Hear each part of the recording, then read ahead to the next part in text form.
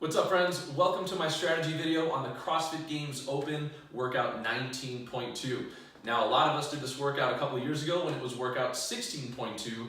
The notes here on the board behind me are more for my own kind of pacing. This is not officially how the workout is written on the game site. Just follow along and bear with me here. The way this workout is structured: 25 toes to bar, 50 double unders, and then some number of squat cleans. If you finish that, you'll go back and repeat the same thing. The only thing that changes from round to round, the reps of the squat clean go down because the weight of the squat clean goes up. My advice is going to be a couple of things: toe to bar and double unders. You need to know your own ability level for these movements. If you're really proficient, by all means do larger set of toes to bar, go unbroken on your double unders. But it's important to note that as soon as your heart rate goes through the roof, it's going to be very hard to maintain solid form on your squat cleans. So, first things first, we haven't had a tie break workout yet in the Open this year yet. Every time an athlete finishes a set of double unders, their judge should write down a tie break time. So if I finish 25 toes to bar and 50 double unders in my 8-minute cap and I'm done, but someone else finishes the same work, 25 toes to bar, 50 double unders, 2 seconds faster, that athlete will technically be ranked above me. So my advice here, more than usual, is if you're proficient with the jump rope, to push a little bit harder than usual, get through that 50th double under, get the fast tie break, and then give yourself a short rest before starting those squat cleans. Instead of breaking up those double unders like I might normally advise someone to do, pause, rest, keeping your heart rate down then, and then moving forwards to the cleans with a longer rest period. So my advice: get through those dubs a little bit faster than you might want to each round, so you have more time to get recomposed for the squat cleans, but you get the faster tie break. That's number one on pacing. Number two, friends. If you watched the live announcement tonight in Australia, they had the athletes changing out most of their own weights. In this workout, you are allowed to have people adjust weights for you. So if you have extra bodies around the gym, friends, judges, coaches who aren't judging someone at that particular moment, have those people switch out the weights. That way your job is to do toe to bar, to do double unders, and lift the barbell. You don't need to worry about switching out weights if necessary. That's my advice there. Use your friends. Now, how to break down the squat cleans. 2016 and 2019, there were a lot of athletes that went singles out of the gate. Some of us watched that the first year and went, oh, 135 is a fairly moderate weight. I'll probably touch and go a few of those. What happens there is the heart rate stays high as you keep cycling through, and when the weights get heavier in the later rounds, you're much too tired to keep that barbell moving faster. So my advice is certainly out of the gate, quick singles, short rest, get back on the bar. Equipment-wise, what I would suggest is finding plates that are the harder plastic if you have them in your gym, either competition plates or just thick hard rubber. For these, the standard high temp plates, they bounce a lot, as most of us know, and that will take a lot of time from finishing your rep, having the bar bounce all over the place, and have the athlete need to chase it around. So my advice: if you have comp plates or hard rubber, use those on your barbell so that when the bar drops, boom, it stops in place. Orientation-wise, toe to bar, jump rope somewhere right here, barbell right there. The less you need to move around, the less transition time you're going to have, and the smoother you'll be able to keep yourself. Try your best not to move things all over the place. Stack your weights where they're going to be. Jump rope right here. When you finish a set your rope down and get right back to it. I'll talk a little bit about strategy for how to do these things technique-wise, but that in a jiff is my major summary of how I think this workout should be attacked. Now, there's going to be a lot of different strategies going into workouts like this, because some people aren't super proficient with toes to bar, others are really, really good. But at the end of the day, my advice is going to be consistent across all of those groups. Break up the toes to bar more than you think you should. Here's why. If you come out of the gate swinging with huge sets of toes to bar, and then you get too fatigued, either in your grip or in your abs or hip flexors, whatever part starts to fatigue the most for you, then everything else is going to suffer. Your double unders aren't going to be as posturally sound as you jump, and your cleans are going to be much weaker in the bottom position if your core or your grip is fried. So if you're really proficient with toes to bar, I would still go in at least 2 or 3 sets, Most people should not go unbroken there. If you're kind of in that in-between period, there's nothing wrong with sets of 3 to 5 or 5 to 7 with short rests between sets. It's better to rest for 2 seconds on the ground by choice than get to the point of the workout where you start failing reps or can't even jump up to grab the bar because you're too tired.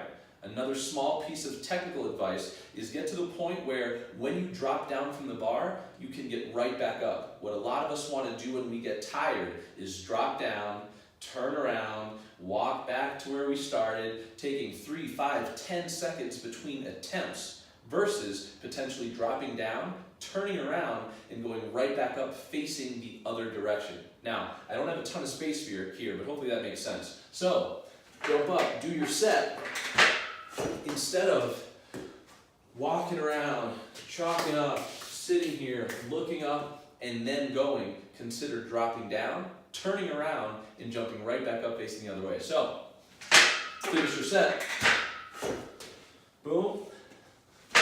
And go facing the other way. The judge should still be able to see that you're meeting the points of performance, pulling your heels back and having your toes touch, and you'll save a ton of time in between attempts.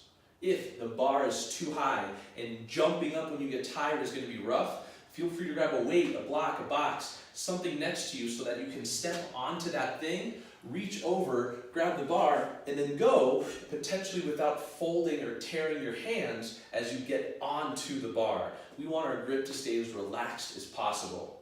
Finally, on the toes to bar, whether you bend your knees to do the reps or hinge the hips and keep your legs straighter, try and keep your neck as relaxed as possible. I know when we get tired, the tendency is going to want to be to look up at the bar, but doing this a bunch of times, especially when we're tired, is going to make us even more fatigued. So try your best to stay as neutral as possible with that neck and just guide with your eyes where your feet should go. From here, boom. Instead of that motion, it's much better to hop down and recover than fail reps or do the double swing, in my opinion. If you do a rep, swing, and then go back again, that's twice as much time under tension for fatigue, and that's half as many reps while you're hanging from the bar. Hopefully those pointers help. Toes to bar for this workout. Now with double unders, if you're someone who's fairly proficient, maybe doing 50 at a time isn't that tough, but remember, you're going straight from the jump rope to a heavy barbell. Breaking it up on purpose, 30, 20, 35, 15, something like that, where you can keep yourself a little bit more calm, might help when you get to the bar. But don't forget the tie break.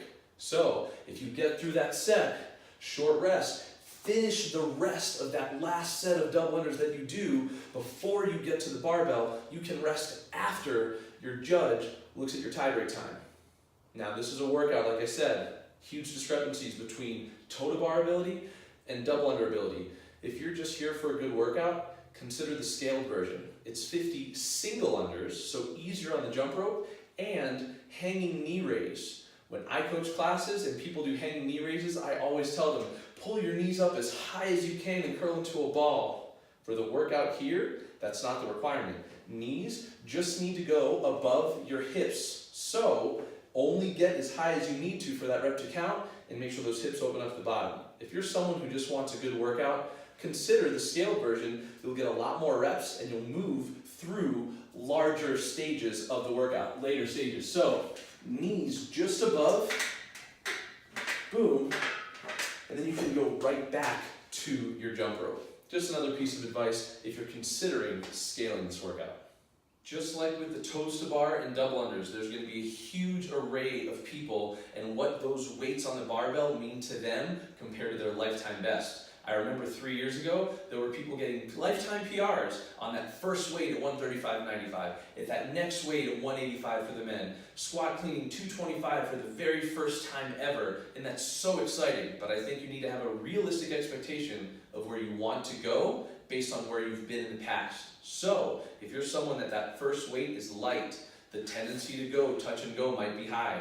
Don't. Keep your heart rate down, get through very quick singles. If your goal is just to make it to that 8-minute cutoff where you've done 15 reps at the first weight and 13 reps at the second, I think you need to approach the bar for that second weight feeling rested and strong and ready to go. If you're wrecked from going too fast on round one, it's going to take you a long time to finish that set of 13. From there, if you make it into that third round, most of us are going to be tired at that point. So my advice, get yourself set, take that big breath, reach down with your chest up tall, drive to the sky with your hips, and then pull yourself down. I don't want you to think about having to lift the barbell with your arms. Instead, drive up with your legs and pull yourself down with your arms. Once a lot of us get underneath that barbell, we'll be able to stand up, but we can't rely on muscle to pull it up, rely on our hips to drive and our speed to get underneath the barbell. If again, you've got those hard rubber plates, dropping them, take a breath, reset and go. I'm not opposed in any way to wearing a belt once that weight gets heavy, but I wouldn't wear it for any of the other movements. Use that as a little bit of a break.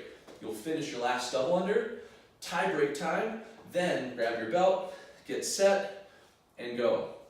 Pacing that first set of 15 squat cleans is going to be the most important part of the entire pacing strategy for this workout for a lot of people. If you know you've got a minute left to do 4 or 5 reps, you just got to go to the pain cave, keep that core tight at the bottom, and drive to the sky. Good luck pacing out the squat cleans. Just hold back a little more on round number 1. This workout strategy needs to be based on how far you hope to get on those squat cleans. If you're someone who likely won't make it past that 8-minute mark in that second round, then I think you can afford to take slightly larger risks and push your pace a little bit faster to get through your toes to bar, double unders, that first set of 15 reps, then as quickly as you can, toes to bar and double unders again. Get that fast high break time. If you're someone who hopes to make it past that 8-minute mark, past your second round, I think you need to be much more conservative.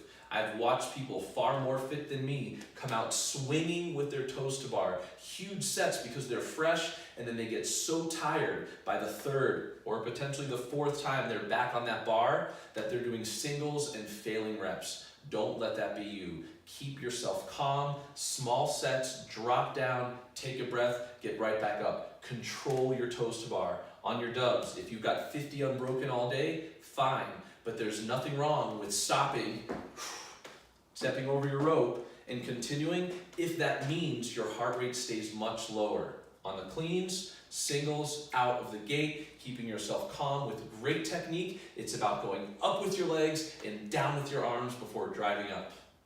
Have your judge count your reps. Remember, that set of 15, it's really just 3 sets of 5. Calm yourself down and realize that this is a long workout if you come out way, way, way too fast. Otherwise, think of this thing as like an 8-minute AMRAP and then maybe a 12-minute AMRAP. You're trying to keep everything under control. I hope this helps. Let me know what you think. Good luck out there. Have fun, and I believe in you.